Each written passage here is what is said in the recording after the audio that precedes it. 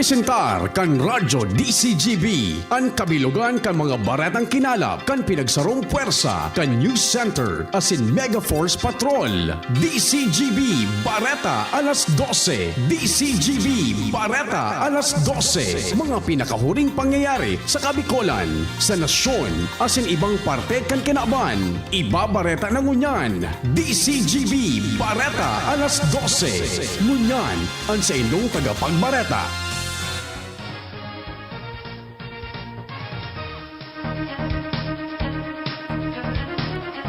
Maray na udto mga tugang uya pa mga bareta ngunyan Webes. Enot sa headlines kan mga bareta. Sa lado lokal, mga nawaran in trabaho kausa kan COVID-19 asin kalamidad, pigtatawan in cash assistance kan dole. Mga electric cooperatives na kasabay sa Task Force Kapatid, tatauwanin pagmidbid kan Albay. May maray na bunga an igos na ipinapailing ni ang probinsyano Party List Representative De Los Santos. 2,600 katawo sa primer distrito ang makikinabang sa Albay Christmas Bazaar Project. Sa lado nasyonal, budget sa ibang programa kan gobyerno sa 2021 daiman hinero kan Kongreso. Day pa sigurado kung pirang Pinoy ang pwedeng bakunahan kontra sa COVID-19. DILG aminado na atraso ang sweldo kan mga contact tracer. CPP Founding Chair Joma Sison, daiman aarestaron. Sa ibang nasyon, pagbasura sa Certificate of Election Result sa Amerika, sinayumahan. Sa lado ng Karawat, miyembro kan Gilas Pilipinas napili bilang saro sa mga top performers sa FIBA Asia Cup 2021 qualifiers. Detalles kan bareta enot sa lado lokal. Ang baretang ini hatod sa Indokan Nescafe, kasangga ng bawat Pilipino. Naduga nga na ang bilang kan mga obreros na nawaran ng trabaho kausa kan COVID-19 asin bagyo matapos na sabiyon kan Department of Labor and Employment na pinahiwas ninda ang sakop kan mga beneficiaryo. Sinabi ni Johanna V.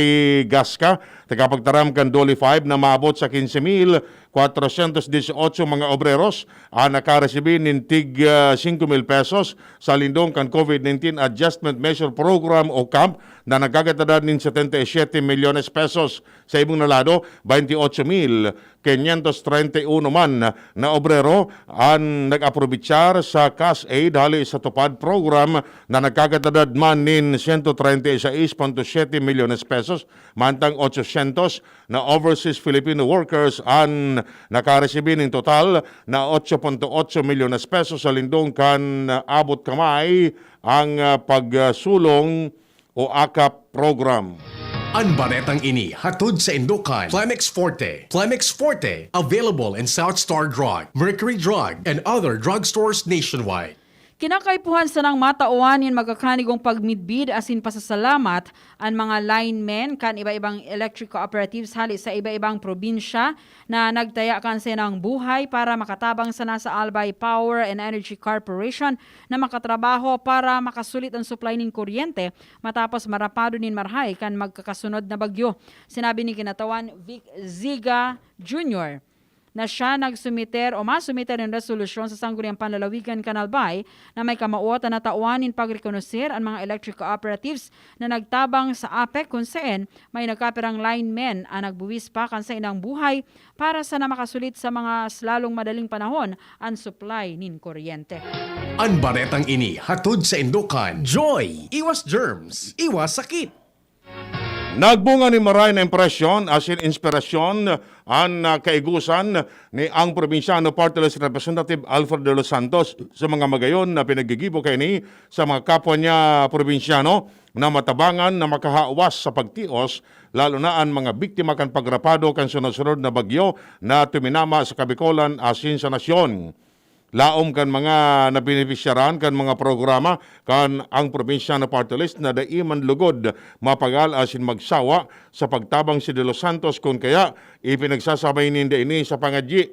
Enot kani, nagpahayag ni dakulang kaugmahan asin pasasalamat ang mga senior citizens kan Uwas Albay dalang sa tabang na itinao sa inda ni De Los Santos para sa sendang proyekto ngunya na Disyembre sa mga deserving senior citizens sa 53 na barangay kanasabing Banwaan. Sigun kay De Los Santos, kaugmaan man niyang makatabang para mapaugma asin mapagian ang buhay kan mga kapwa niya probinsyano sa paagi kan pagpapamati kan garantisadong serbisyong probinsyano.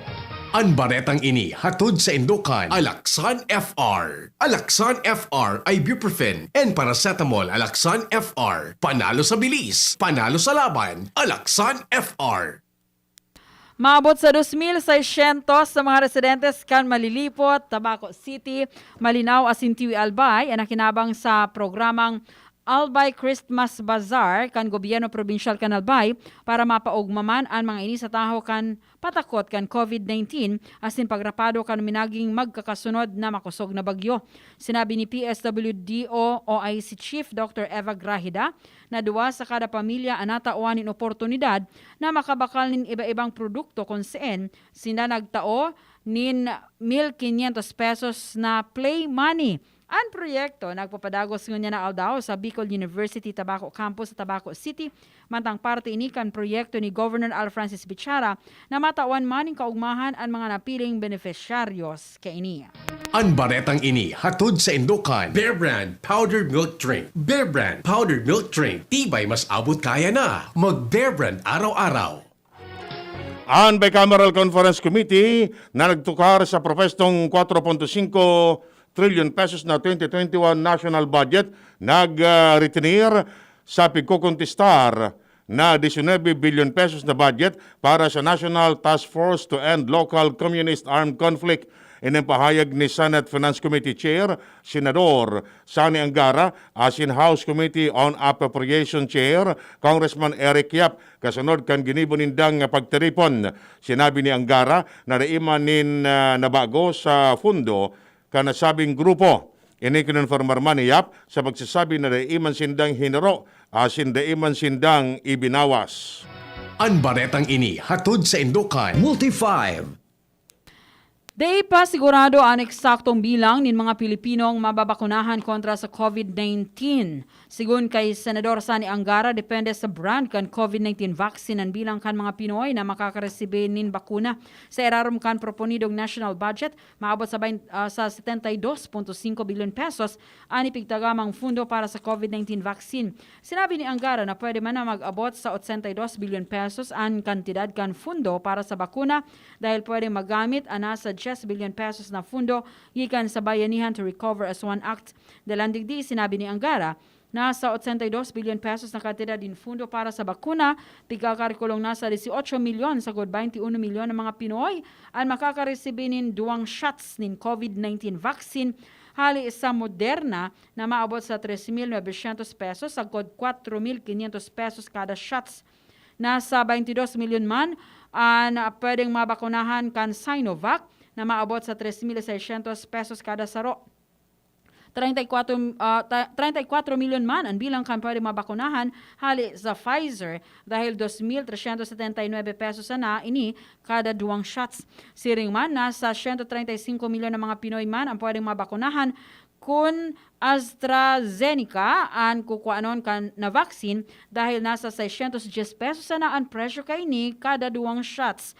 Asin 225 milyon man ang mababakunahan kan Novavax na maabot sana sa 366 pesos kada 2 dose. Ang baretang ini hatod sa Indokan, Downy. Bye-bye Bahayrus, kahit sa pambahay with Downy. Kinonfirmar kan Senado asin Kamara de Representantes na plano kan Kongreso na palawigon pa ang validity kan duwang spending bill tanganing masiguro na dire-diretso pa ang COVID-19 response project. Sinabi ni Senate President o Senate Finance Committee Chair, Senador Sani Angara, na plano kan Kongreso na palawigon pa ang 2020 budget sa Hunyo o Disyembre 2021 mantang sakop makini o sagud man ini sa Marso 2021 ang Bayanihan to Recover as One o Bayanihan 2. Idinugang pamanya ng 2020 GAA igwaning kadakol na proyekto na naatraso dalan sa lockdown seriman. nagkaiguan ng problema kung kaya kinakaipuan na dugangan ang panahon para sa implementasyon kini. Ang baretang ini hatod sa Indokan United Home. United Home Products. Ang inaasahan na vitamins at gamot, sabi ng mga nanay. United Home. Daiya arestaron si Communist Party of the Philippines Founding Chair Joma Sison o Jose Maria Sison in kaso magtungtong ini sa anuman na embahada kan Pilipinas sa ibang nasyon. And then sinabi ni Foreign Affairs Secretary Teodoro Locsin Jr. sa iyang naging pag-atender sa deliberasyon kan Commission on Appointments sa nominasyon ni Ambassador to the Netherlands Jose Eduardo Encico Malayo III. Sigun kay Locsin, dahil siya mapaluwas in orden na magserbe nin warrant arrest kay Sison sa inmana embahada kan Pilipinas. Sinabi ni Locsin na maresulta sa naini sa sarong pasali na pag-uurulukan asin dagit na may kokonsiderar na kasusupgan para sa nasyon. Agosto ka nakaaging taon kan magpaluwas ng warrant of arrest ang Manila Regional Trial Court Branch 32 kontra kay Sison asin 30 na iba pa manungod sa nadiskubring mas grave sa Inupakan Leyte kan taon 2006. Bareta hali sa ibang nasyon, ibinasura kan Korte Suprema sa Estados Unidos ang kahagadan kan Republicans sa Pennsylvania na ulangon ang certification kan election result sa nasambit na estado. Sa ini sa mga pigigibo kan kampo ni outgoing President Donald Trump para daimid bidon ang panggagana ni presumidong Presidente Joe Biden sa minatapos pa sa ng eleksyon. Nagkaparang oras na matapos iluwas kan korte ang nasabing desisyon, direktang nag-apilar ang Republican President sa mga state officials as miyembro kan Supreme Court para tabangan siya sa iyang mga lakdang taganing dangugon ang gusto kaining kan sa iyang mga taga-suporta. Barata sa lado ning Karawat. Sina Dwight Ramos asin Javi o Abi Deliano ang nangyano sa scoring alagad si Juan Gomez Deliano ang mas inumaw dahil sa solidong kawat kay ni sa Gilas Pilipinas sa FIBA Asia Cup 2021 qualifiers. Si Ramos ang nangyari sa Pilipinas sa primerong kawat kay ni sa Manama, Bahrain sa paaginin 20 puntos. Mantang sa ikaduang kawat, si Javi or Javi naman ang nangyari sa paaginin 19 puntos. Nanutaran kan FIBA na mantinido ang magayon na kawat na ipinahiling ni Juan kung saan ini nagkaiguanin average na 13.0 points as in 3.5 assists kada kawat. Si Juan ang nangyayot sa gabos sa mga players na nagpartisipar sa FIBA Asia Cup 2021 qualifiers. Breakthrough! Mantafay, banapod kan mga eksperto sa siyensya at teknolohiya sa kinaban sa invention nindang kanit-anuting bike sa kinaban na bako sa tinampo madalagan kundi sa tubig. Ang top speed kan bisikletang ini na isukol sa 12 miles per hour. Ang disenyo kani simple sana kaya madaling i-set up. Ang kantidad kani sa market nagpapakol sa $9,000. Istoryang naiiba! Naging viral sa mga Thai netizens and Facebook post kan sarong nagngara na Pizais Faniwan matapos niyang ipahiling ang litrato kan sa nalunada na taxi sa Bangkok. Mahiling sa litrato na napapalibutan nin mga ugat nin kahoy ang kisame kan taxi kaya garulugod ini sarong sagradong kadlagan. Sinabi ni Pizais na iyo ini ang pinaka makakurab alagad makangalas na paglunad niya sa sarong pampublikong lunadan.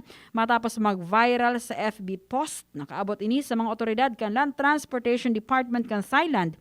Asin na pag-araman ang taxi driver, nagnangara na Wichai Chinwong. Ipinaliwanag ni Chinwong na ani binugtak niyang ugat sa kisame kan siyang taxi, mga sagradong ugat na pigpapangadjianin sarong Buddhist monk. Nagtutubod siya, nagigiyahan siya kan mga inisa sa iyang pagmamaneho as iniiwas siya sa mga aksidente. Alaga dahil nagsuhay si Wichai Chinwong sa regulasyon kan land transportation na dapat warang maski anong mga bagay na posibleng magdara nin injury sa pasahero lalo na kung daiman kaipuhan sa pagbiyahe, pinatawan siya nin 1,000 baht na multa asin sinugo na mag-atinde rin sa rong remedial taxi drivers training na madurar nin 3 oras. Flashback! Disyembre 10 kan taon 1986 kan pirma ang gobyerno kan Pilipinas as in National Democratic Front ni ceasefire agreement. Naging dalan ini para posibleng national reconciliation. Yan mga tugang ang detalyes kay mga barata ngunyan na pagkaudto. Sa pangaran ni Mardela sa Newspace, Ronald Baldos sa Lado Technical, si Ringman, Marksan Madrid. Kami po ang nagatod kan barata. Ako si Chi Antivola. Ako mo po si Edwin Taral na nagsasabing mabalos kan sa inyong pagantabay. Sa indong nadangog, ang mga dalakulang bareta, ngunyan na aldaw, ang tabayan ng giraray sa aga, ang sarupang edisyon, kan DCGB, Bareta alas 12. Abangan ang masunod na programa. Radyo Balagon ka ito, DCGB ngunyan, ang nainot, pirming nanginginutan. Always number one. DCGB 729 kHz. Enot sa Bareta. Enot sa Gabos.